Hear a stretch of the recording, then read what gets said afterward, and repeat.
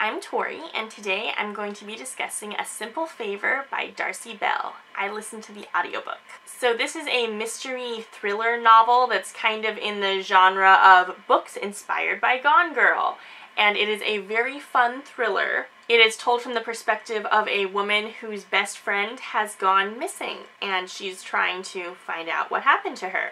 I started reading this book because it has been made into a movie, and I saw trailers for the movie and they looked very good, so I decided to read the book before I watched the movie.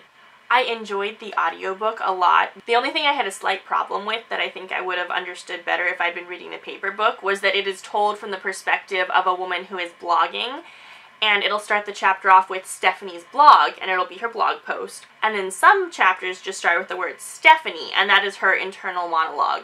And it took me a minute to figure out that the internal monologue was not part of the blog, and I was really surprised that she would be blogging about some of these thoughts. But once I figured that out, then it all ran very smoothly, and I enjoyed it a lot.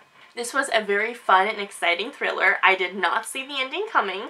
It was very much in the vein of Gone Girl and Girl on the Train and all the thrillers that have girl in the title, basically. So if you like that kind of book, I would recommend that you go read this and then come back to hear my opinions. This book was so much fun. I've been reading thrillers lately. I read Gone Girl and The Girl on the Train and The Good Girl and a bunch of books kind of in this genre, so it was really fun to see this as like a mashup of all those different books. Of course, it had a lot of elements of Gone Girl because someone's missing and we don't know what happened. But then it also had a lot of elements of the storytelling style of kind of Girl on the Train, where you don't quite know who the villain is because all the characters are sort of despicable, and you feel like they all kind of could have been the villain. So the book starts out from Stephanie's perspective, and you start out in her blog, and she is meant to be very annoying. She's a mommy blogger who is a single mom and yet still a stay-at-home mom. So she has no financial issues whatsoever. Somehow she is able to spend all of her time just staying home with her son. And in the blog, she always talks about how it's not monetized. She doesn't make any money from the blog. And she's sure never to call out brand names. And it sounds very peppy and annoying and kind of shallow. And it's really supposed to. She's supposed to be kind of grating. And then, you know, in her inner thoughts, she keeps alluding to having dark secrets in her past. And you know from the beginning that her husband and brother both died in the same car accident. And somehow it took me a minute when she talked about meeting her stepbrother and the things that followed. I didn't connect right away that that was the same brother who had died in the car accident. Because when she talked about a brother in the car accident, it felt like a real brother. And that is not the relationship she had with her stepbrother. So, like, when you first meet Stephanie, you can tell she's a little unbalanced and, like, maybe seeing a therapist or something would be good for her. Like, she needs a little bit of help, but you don't think it's anything too serious. And then all of a sudden it's, oh yes, I met my long-lost half-brother and felt instantly attracted to him because he looked just like my father. And that's just, yeah. And you think, okay, she is really off balance and she did something very stupid when she was young.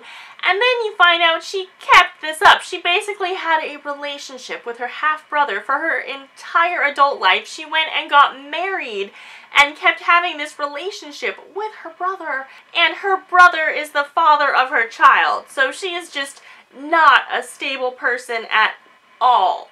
And then, you know, this is, while you're finding all these things out, you're also seeing her reaction to Emily's disappearance.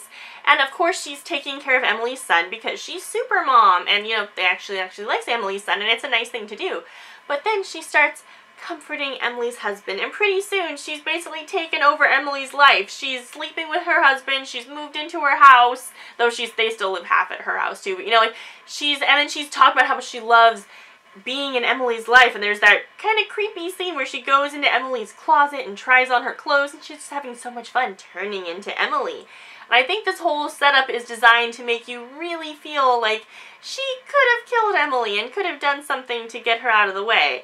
And I think she is capable of it. From the way the story progresses and how her inner monologue runs, like, I feel like she really is capable of doing something like that. But it turns out she didn't, and she is being watched, and Emily is still alive. So when we get that perspective switch, we've just been inside Stephanie's head for way too long, and we're thinking that Stephanie has some major problems, and then you find out that Emily is just trying to commit insurance fraud, and she seems like a much more stable person. And you're like, okay, Stephanie is wackadoo, and has some issues, and here we have a fairly commonplace criminal who is just trying to commit insurance fraud. Her husband knew she was alive the whole time. It's not that big of a deal, and she is, in comparison to Stephanie, fairly sane. And then the story goes on, and you find out that she doesn't even really have a real marriage with her husband. Neither of these women had real marriages that, like, based on, like, trust and communication and stuff. Emily has never told her husband major things like, oh yeah, I have a twin sister. She's, like, compartmentalized her life to the extreme and kept him out of it. And when they first got engaged, she stole his mother's fancy heirloom ring for no apparent reason and loved showing it off. And the story is going on, and you're wondering what happened. And then you find out that she had a drug-addicted sister. And you're like, okay, maybe her sister died, and she used the body, and that's how she was able to fake her own death. And then we actually see what happened. And basically, Emily murdered her sister, because her sister called her and said, I'm suicidal, please come talk to me. And Emily came and talked to her and said, oh, by the way, if you wanted to commit suicide, that would really help me out. Please do it. And even after this, she and her sister, like, talked, and her sister decided, no, I don't want to commit suicide. I want to try rehab again. I'm going to try not to do drugs. I'm going to be better. And Emily sweetly says, oh, yeah, that's a great idea. But you know what? We should go on one last bender. Let's have one last pill together. We'll take one last random drug thing together. And during this time, or no, they start out with just alcohol. So she's like, oh, we'll just have some alcohol. And she's having way less than her sister is. And then they switch to pills, and she's like, oh, I'll take mine later. You go ahead and take yours now. And this whole time, we're inside Emily's head, and she's not saying to herself, oh, I'm going to try to get my sister to kill herself. She is saying, oh, I really believe these things. It's just like this crazy thought I had. Like, I really want you to live. I really want you to go to rehab, but let's do some drugs just for fun, you know? The drugs you were going to use to try to kill yourself. Let's do those. That sounds like fun. And then she's like, oh yeah, sister, get really high, do all these drugs, get drunk and do all these drugs. Oh, you want to go swimming in the lake? Have fun. And so basically, her sister must know this. She's not a moron. So her sister has called her saying, I'm suicidal, please comfort me. And Emily just goes, you know what?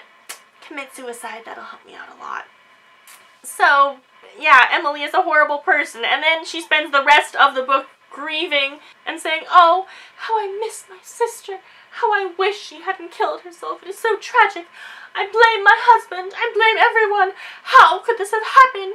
I miss my dear, dear sister so much. And she, like, at one moment she kind of acknowledges, okay, maybe I did participate a lot in my sister's death and maybe caused it a lot, but it's my husband's fault.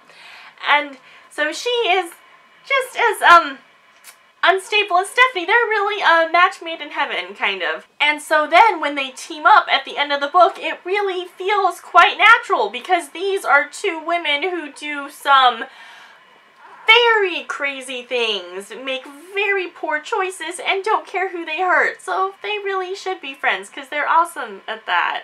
And so then Emily kills somebody, partly because he was investigating her insurance fraud case, but mostly because she thinks it will build a bond between her and Stephanie. And it works! Stephanie becomes her best friend, and they decide to team up to blame her husband. And we do get a little of his perspective, and he isn't as bad of a person as Stephanie and Emily are. He's just not all that smart and not a very good judge of character. So it's good. Like, he runs off to England, and that's probably for the best, you know. They probably can't hurt him too much there. Or maybe Emily will come and toy with him some more. You don't really know. But yeah, Emily and Stephanie team up to frame him, and Emily talks about how she's going to try to live a normal life and not be a thrill seeker. And then we find out that when they were pushing the dead man's car off the cliff, she lost her token ring there. And the ring has been like its own character in this story. Everybody knows that ring. and she just happened to lose it there. And, you know, she's like, oh, this is horrible. I knew I lost it somewhere, but I thought it couldn't have been there. It could have been anywhere. And she's so good at lying to herself at this point that basically you figure she lost it on purpose because she likes the thrill and she likes the adventure of doing horrible things, and she just wanted to keep going. And so basically she throws Stephanie under the bus, but we know that that won't stick very long, and she skips town, and it's the end of the book. So this was very kind of surreal. It was just like a romp through the minds of some crazy women. And it's interesting because both of them talked so much about how much they loved being mothers. And then they spent all their time being horrible, horrible examples. So I would be interested to know a little bit more about the author, if she is or is not a mother, if this was a comment on some people she's seen who are mothers who shouldn't be. I don't really know, but she definitely had an interesting vision of what motherhood looks like. So this book was definitely suspenseful. It was interesting because I wasn't really rooting for any of the characters, but I was kind of rooting against them equally, so it felt very balanced and had a full ensemble cast, and ended up having a very interesting conclusion. I will be really interested to see what the movie is like now, because Anna Kendrick is cast as Stephanie, and Blake Lively is cast as Emily, and those two actresses are so charismatic and both so likable, and I can picture Blake Lively being kind of unlikable. I've never really seen Anna Kendrick in a super unlikable role, so it'll be interesting to see if she does manage to make the character as kind of odious as she is in the book, or if the movie goes on a totally different slant and she becomes much more sympathetic. So I am very interested to see the movie now and compare it to this very interesting book.